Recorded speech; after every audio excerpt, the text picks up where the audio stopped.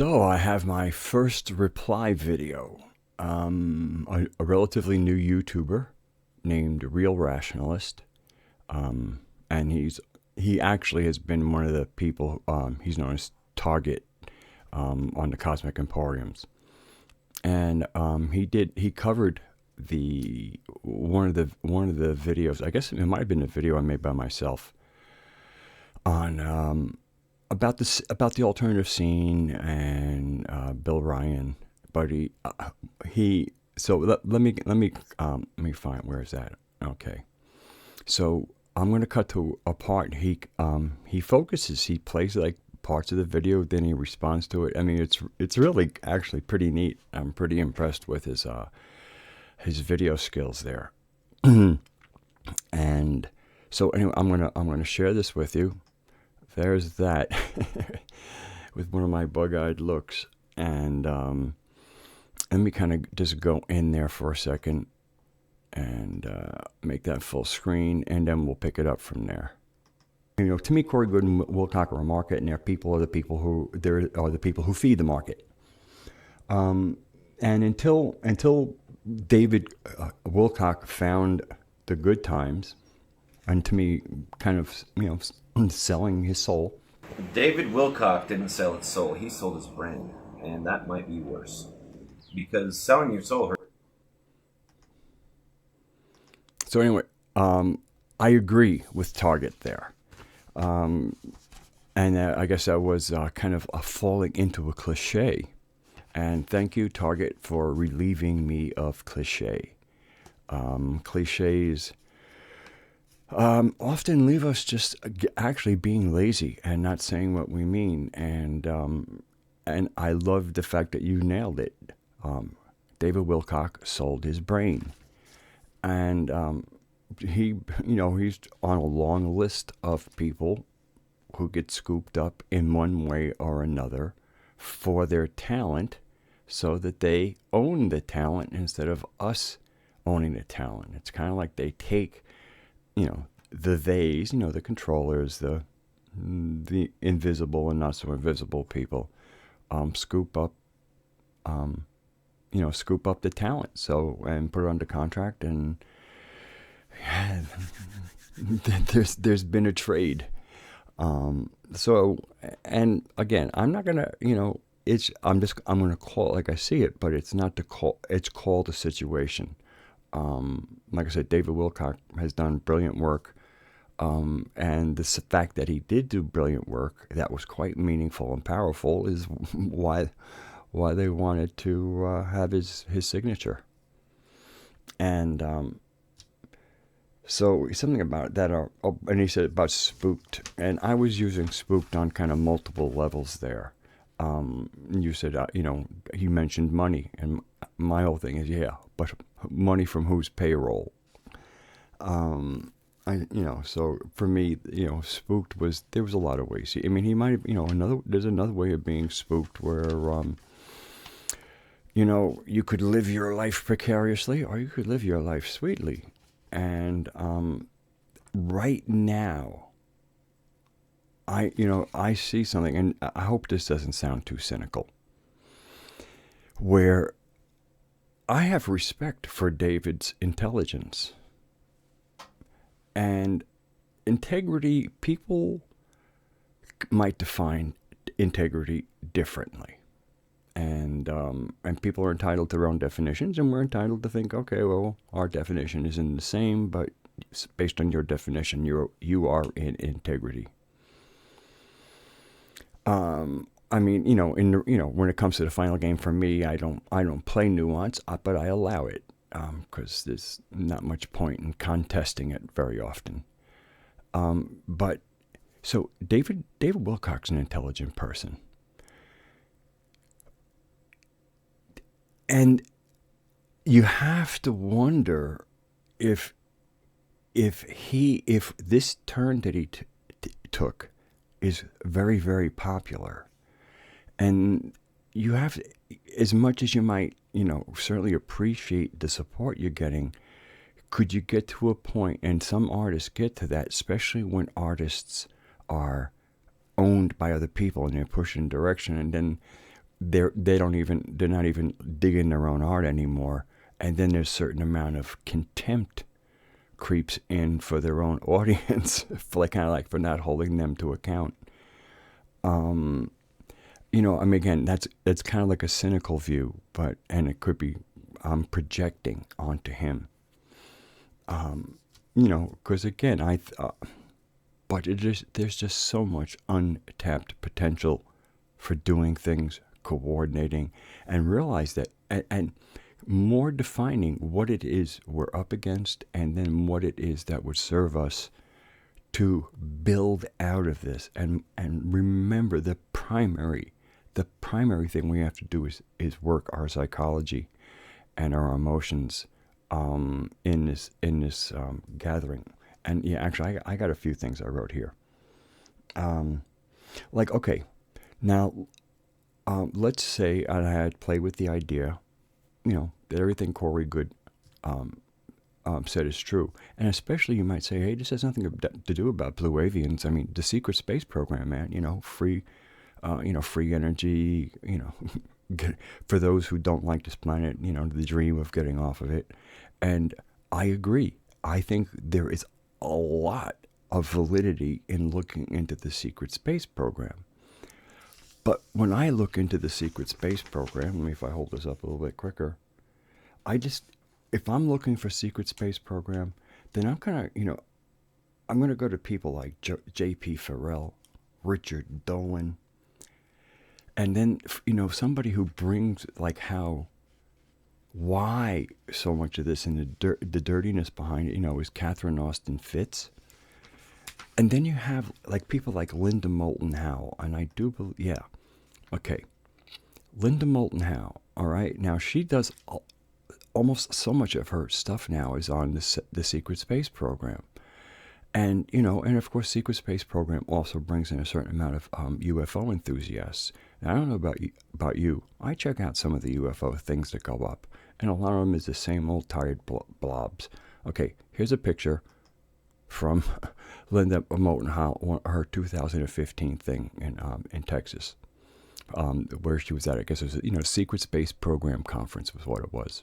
Okay, I'm going to run through a few of these so you see, okay, what she brings to her conversation.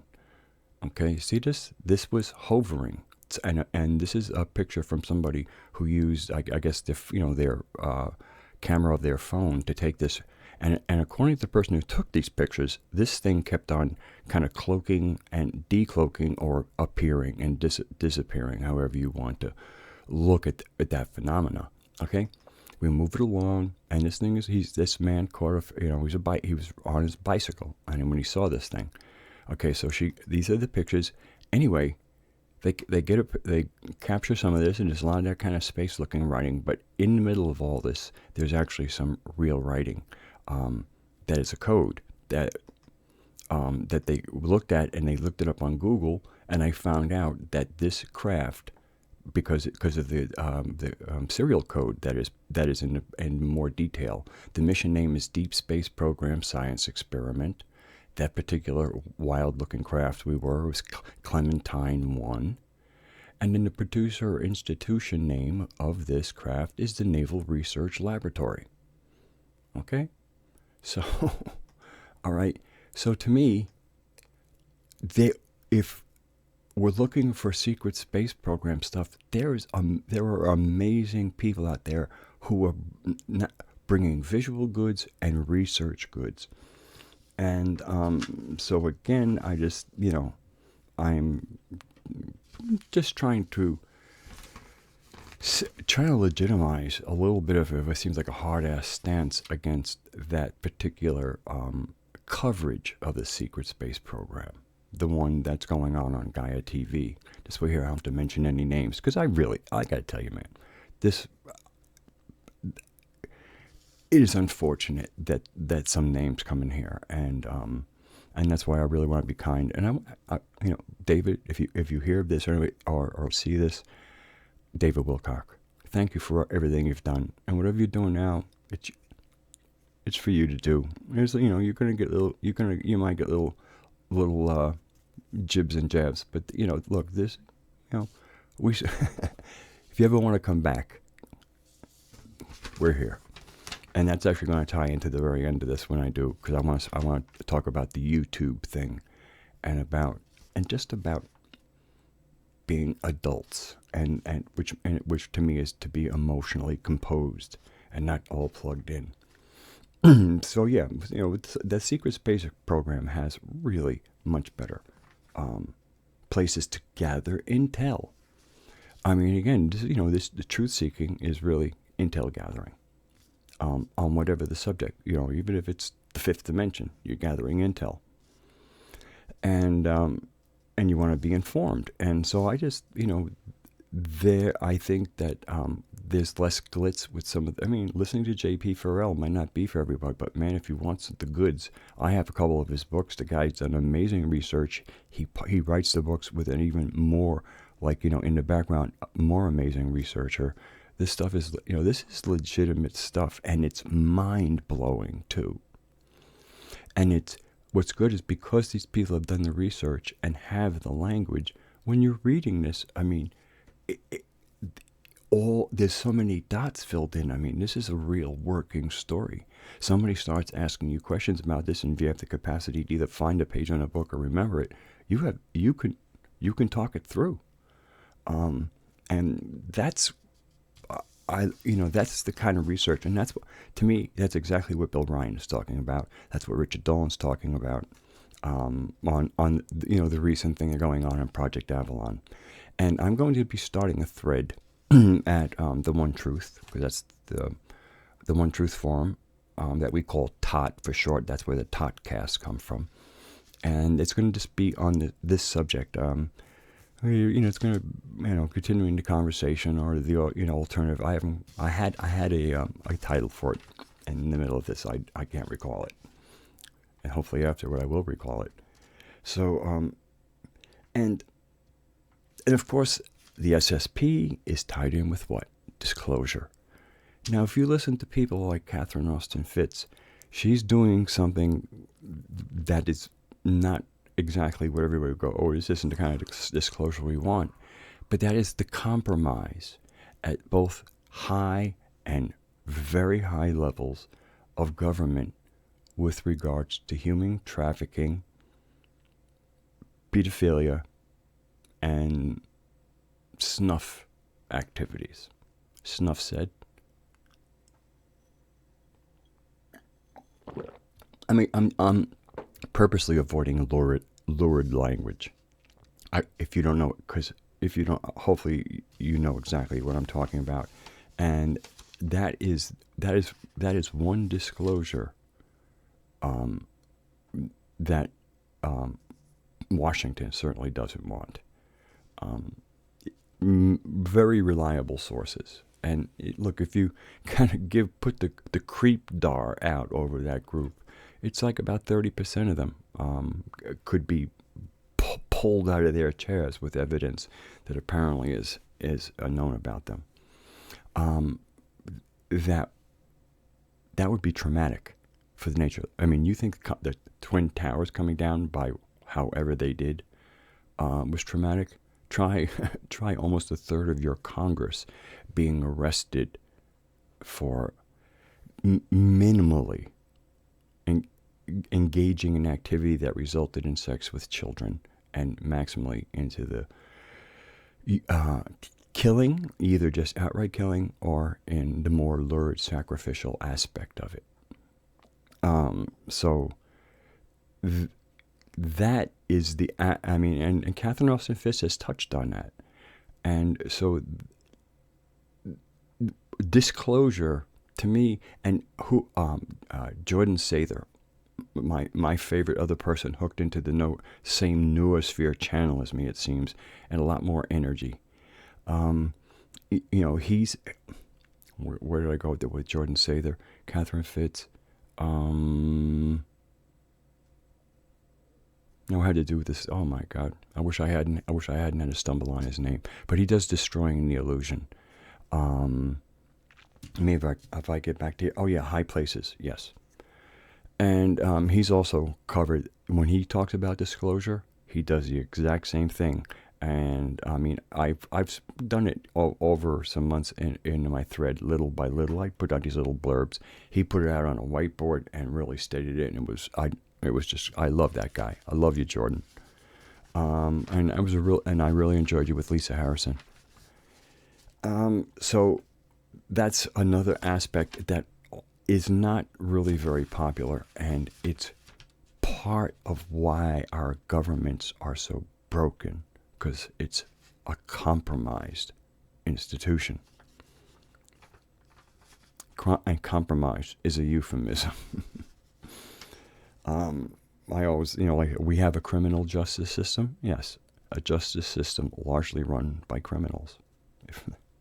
Okay, so, and then, okay, then the other thing that's kind of creeping in. Okay, I'm good. So that's kind of like my little response commentary. I'm going to put a link to the Real Rationalist video. I mean, it's 20 minutes long. I really love it. I enjoyed it. And of course, I'm featuring in it. So that's, I mean, it's really a delight. Thank you again, Target. And, when I look at the atmosphere, and what I consider to be the kind of the degradation of culture, I put there's another word I have here besides it. Was that, okay, but it's morality. Here's what I wrote. Shame was once a tool. Shame was once a tool. Moral depravity or ambiguity minimizes the ability to use shame as a tool. And then I put this quote, there is no shame in getting rich. Okay? And when you might look at that and say, yeah, when it comes to getting rich, go ahead, try and shame me. The only shame that these kind of people worry about is the shame of being associated with sex and children. That is the one place they know they can still be shamed, which is why you see these little bits of movements. If you may not be noticing it, but they're trying to kind of normalize pedophilia. Again, I mean, I'm not into I'm into identifying it, and I'm certainly not into any level of condoning it. But the very fact, I mean, we all say, look, despite the fact that, again, it's disgusting behavior and, in certain cases, murderous behavior. But the whole thing is what that backs up is into the compromise, and this is where the rot. Besides that rot produces this other rot. One should be stopped tomorrow, and the other one could, a few hours after tomorrow. I mean, these are important things for us to understand and get disclosure on, because this is so much of the brokenness of government.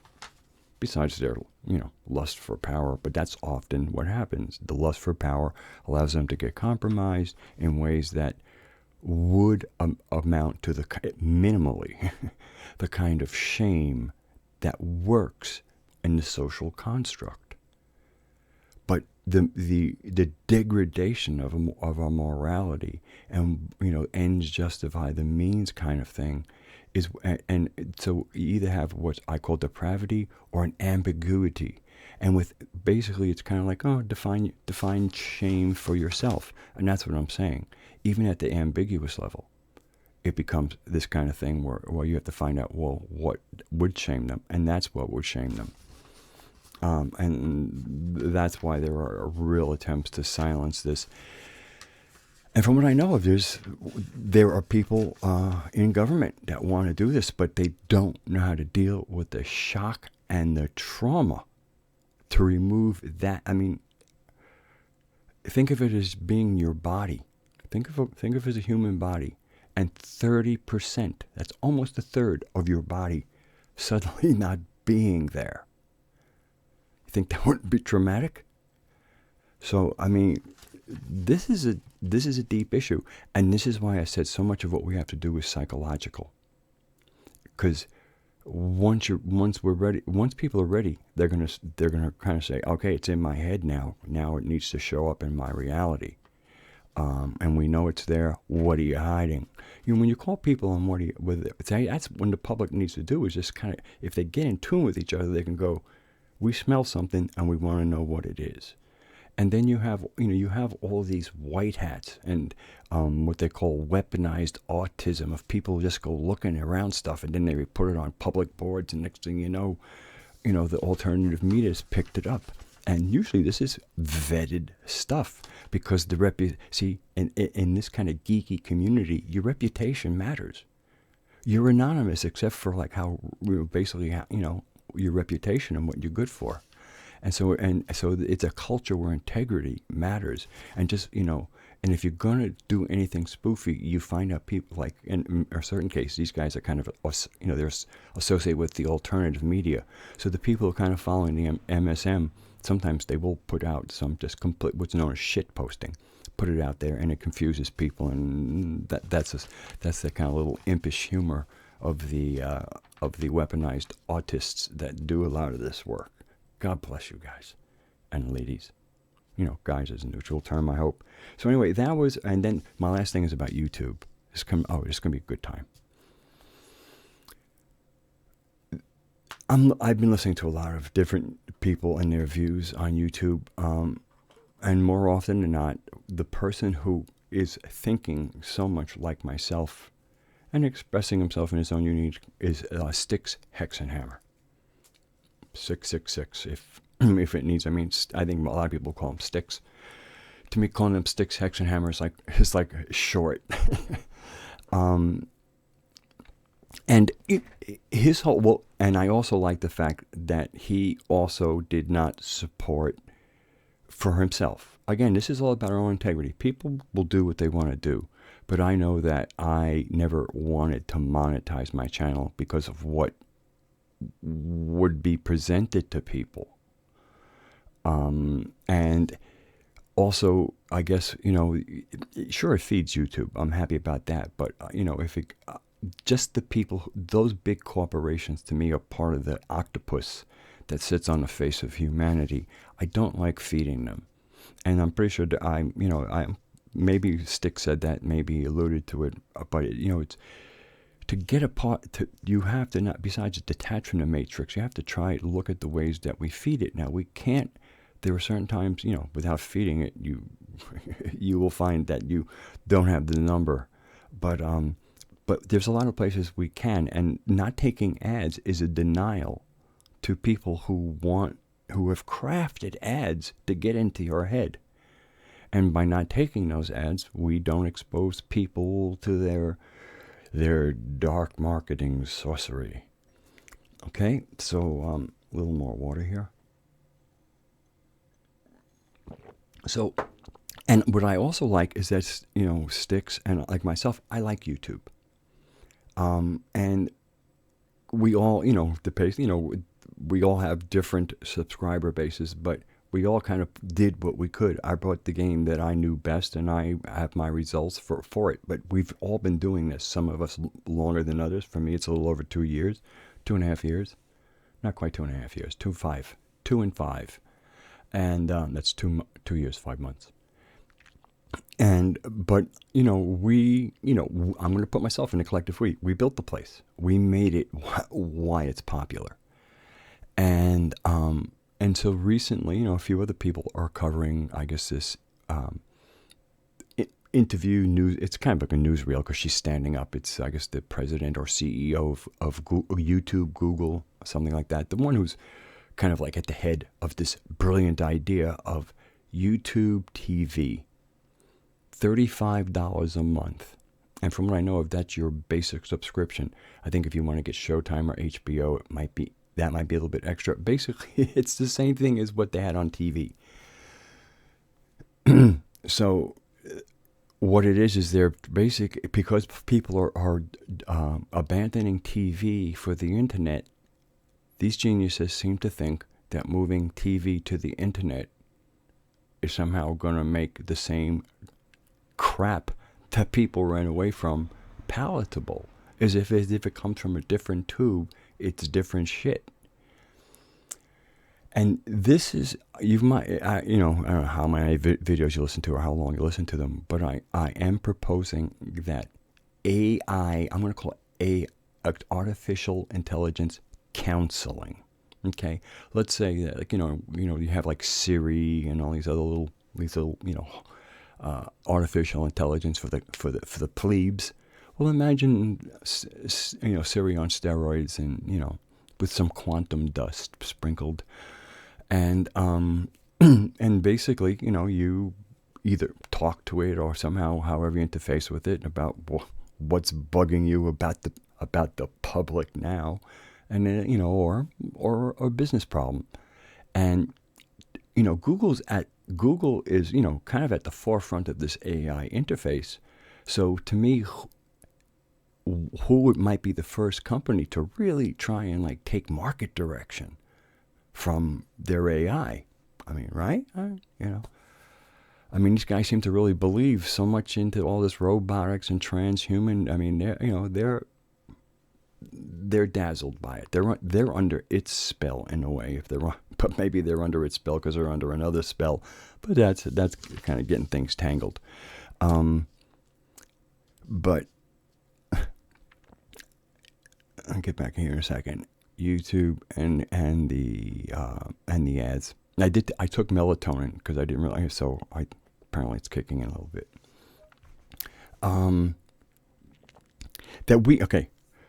So we built the place, and so the AI, to me, this move of like YouTube TV, where you have to pay a subscription, it's really no different, onto a platform where everything was basically free, unless you want to watch an ad, and if you want to patronize somebody, that's not being a charge. That's us talking to each other. That's us supporting each other. That's us creating a real organic form of commerce together. But to me, when I look at, I've watched a few times, I've watched her respond, and she's not quick on her feet. It's almost like this decision was given to her, even though she said yes to it. There was just an awkwardness to her when some of the questions, and these were not deep probing dicky questions from, somebody this is just somebody trying to get, to me the questions were quite reasonable. And so this idea of taking TV that people have left in droves, putting it onto a platform that for all intents and purposes has been free, and then charging a subscription rate not that much different than you pay for TV. And somebody of all these, marketing type people and business people, somebody in that boardroom didn't say, that's a stupid fucking idea. What Kool-Aid are you guys drinking? I mean, I don't care how many psychopaths in the room. There's going to be a few humans in there usually. I mean, is it? And I'm not the only one who was kind of, gobsmacked at like how utterly clueless this seems. And I'm just wondering if this isn't something that Google's new brilliant AI didn't say, this is the marketing decision. And that's why when you ask people about, they're this, but you're going to say, but there's no logic there. People are abandoning TV for a reason.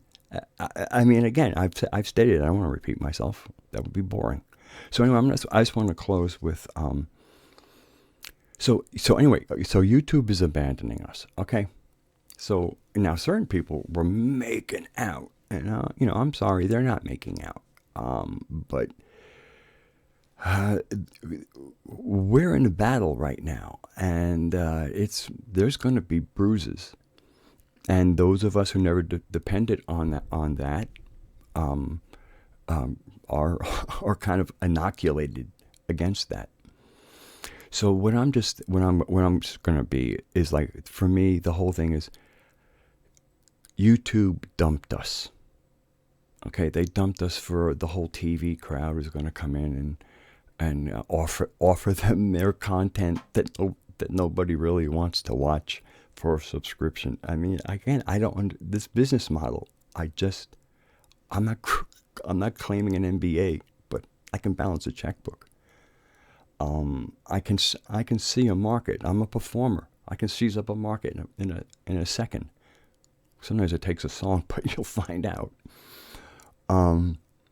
So what I want to do is, I feel okay. So we've been jilted. We've been jilted for the more alpha performer.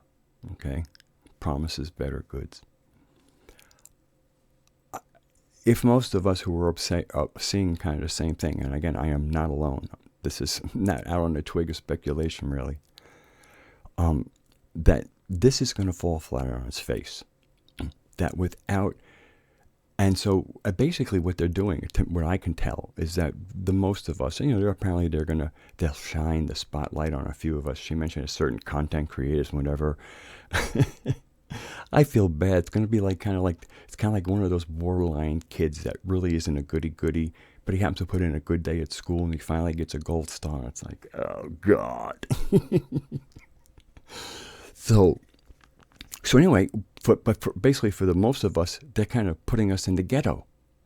It's kind of, we're now in the ghetto of YouTube.